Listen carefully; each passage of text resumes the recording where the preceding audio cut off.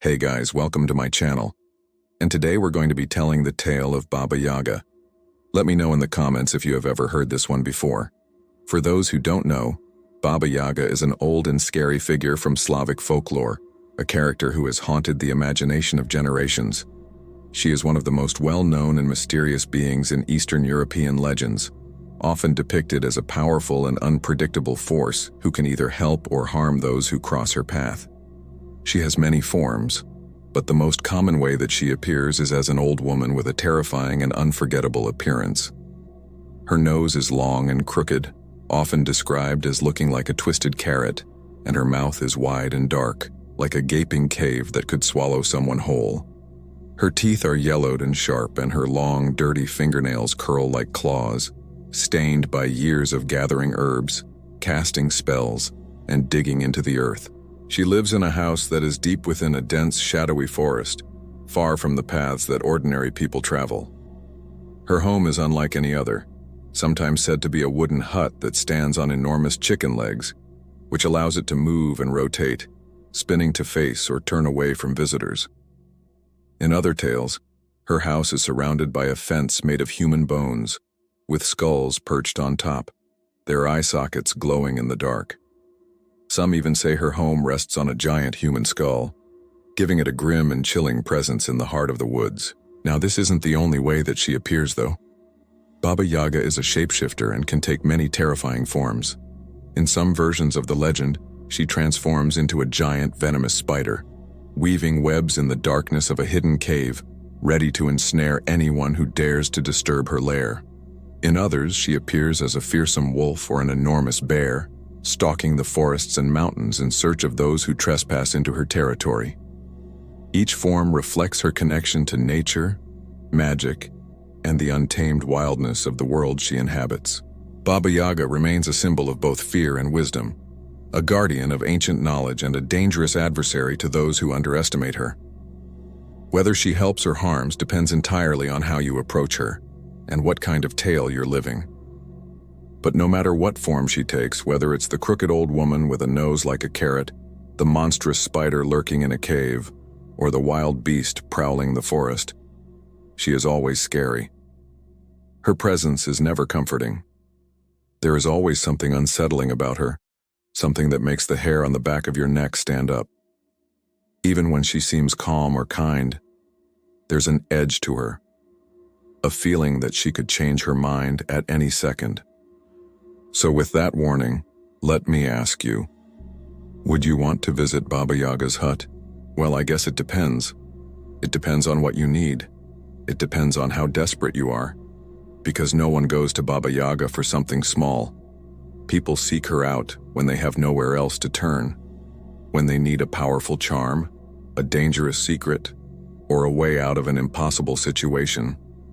And even then, getting to her is no easy task. Her hut stands deep in the forest, hidden from the world, protected by magic and fear. See, Baba Yaga is both good and evil depending on how she feels. One day she might help you, giving you the exact thing you came for, though never without a price. The next day she might decide you're not worth her time and chase you off, or worse. She doesn't follow rules the way humans do. She follows her own logic, her own moods, her own ancient sense of balance. And there are many stories. Strange old stories passed down through whispers and warnings, where people who went to her for help or advice ended up learning some very valuable lessons. Sometimes they received guidance that changed the course of their lives. Other times they were given magical items, powerful talismans, enchanted combs, or flying mortars that helped them complete impossible tasks or escape terrible dangers. Baba Yaga, for all her fearsome nature, is not without wisdom. Those who approach her with respect, humility, and courage are sometimes rewarded in ways they could never have imagined. But there are also many stories of people who came to her in desperation, their hearts full of fear and their hands empty. They begged for her help, pleaded for protection, healing, or answers to their deepest problems. And Baba Yaga listened, sometimes in silence, sometimes with a crooked smile curling on her lips. But when she decided she didn't want to help, when she judged them unworthy, too cowardly, too greedy, or simply uninteresting, she turned them away. And those were the ones who truly learned what it meant to face her wrath. But then when Baba Yaga decided to turn them away, they had to face her wrath and the dark magic that she possessed. And that's why I asked you if you wanted to visit, because you might just end up being the main course. There are many tales of Baba Yaga, dark, twisted, and magical stories passed down through generations. But today, we'll be focusing on just one. This is a tale where we meet a young peasant girl named Vasilisa, and since all the other village girls were making fun of her for not having a nice red dress to wear to the king's ball, Vasilisa felt very sad. They laughed and pointed, twirling in their bright fabrics, mocking her plain clothes and worn shoes. She tried not to let their words sting, but it hurt all the same. That night, while the others were giggling and pinning flowers in their hair, Vasilisa sat alone by the fire, a single tear slipping down her cheek. So she decided to go into the woods to find some herbs to make a red dye so she could finally get the dress she wanted. When she got to the lake, she saw a hut standing right next to it and smoke was curling up through the chimney. Now she didn't know this, but the hut belonged to Baba Yaga, and she had seen Vasilisa coming. So now she waited inside the hut for her to come knocking. Vasilisa didn't know any of this though, and she went right up to the door and knocked. Now you're probably wondering what happens next. Well, before we continue, let me ask you guys a question. Would you knock on the door if you saw a mysterious hut in the middle of the woods? Let me know your thoughts in the comments down below. And while you do that, I'll tell you what happened next. Well, after a while, the door opened up, and there stood Baba Yaga. She told Vasilisa that she knew why she was there and offered her some tea. Vasilisa accepted and told her about her plans to go to the king's ball. And Baba Yaga promised that she would make her a beautiful dress, so long as she could have 3 hairs from her head. Vasilisa agreed, and she sat down while the old woman made her dress. When it was finished, Vasilisa put it on and realized that it was exactly what she wanted. The dress was the perfect shade of red and it sparkled in the light. But when Baba Yaga held out her hand to receive the hairs, Vasilisa got scared and refused to give them to her. She ran out of the hut, and as she looked back, she saw Baba Yaga's angry face as the old woman yelled at her to come back. Of course, Vasilisa didn't listen, and she kept running until she got home. But when she took off the dress, she realized that it was covered in tiny spiders and other creepy crawlies. So she threw it in the corner and went to bed. She didn't sleep much though, because all she could think about was what Baba Yaga would do to her now that she had broken their deal. Before long, there was a loud crash at her window, and she turned around to see Baba Yaga standing there with her finger like claws extended. When the creature broke the window and climbed inside, Vasilisa got even more scared. But Baba Yaga told her that she wasn't going to eat her just yet. Instead, she was going to take her to the king's ball to show everyone what would happen to ungrateful girls who lied to her. And before Vasilisa could say anything, Baba Yaga grabbed her by the hand and teleported her to the castle. There, everyone stared as Baba Yaga and Vasilisa entered the hall. But then the music stopped, and the king himself walked over to them and invited Baba Yaga to dance with him. All the other nobles followed his lead, and soon the whole room was asking the strange woman to dance.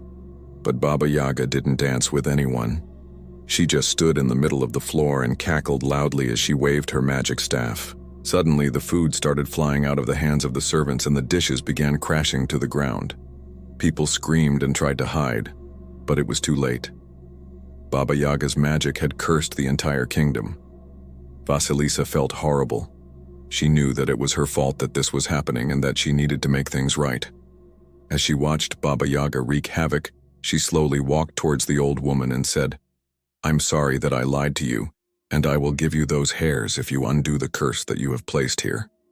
But Baba Yaga just shook her head and told her that it was already too late. Then she turned to the king and told him that he was next. The terrified monarch tried to run away, but Baba Yaga grabbed him with her magic and pulled him into the center of the room. Vasilisa couldn't take it anymore. Scared but determined, she had to intervene. So she pulled off her shawl and threw it at the witch, yelling, "Here, take these hairs." Baba Yaga turned around in surprise, and in that moment, Vasilisa charged forward. She yanked the hairs from her head and handed them over to the witch, shouting, "Now finish the spell." With that, Baba Yaga went back to her hut, taking the hairs with her, and Vasilisa ran to the king and helped him up. He was very thankful, and he rewarded her with a place by his side at the ball. In fact, he liked her so much that he made her his queen, and they ruled over the land together for many years to come. Oh, and I almost forgot. Baba Yaga did try to eat Vasilisa, but the girl's kind heart saved her life. You see, when Baba Yaga was getting ready to devour the young queen, she suddenly felt a wave of sympathy for her. You see, she had been alone for so long that she had forgotten what it was like to be young and have someone care about her. Vasilisa reminded her of her younger self, and that's why she let her go.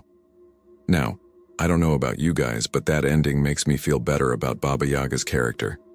It seems like she really just wants company. Also, I wonder what kind of smells came out of that hut, huh? I mean, I can only imagine what a witch's kitchen looks like. Anyway, I hope you enjoyed this episode, and if you did, please make sure to like and subscribe so you never miss an upload. Thank you so much for watching, and I'll see you next time. Bye.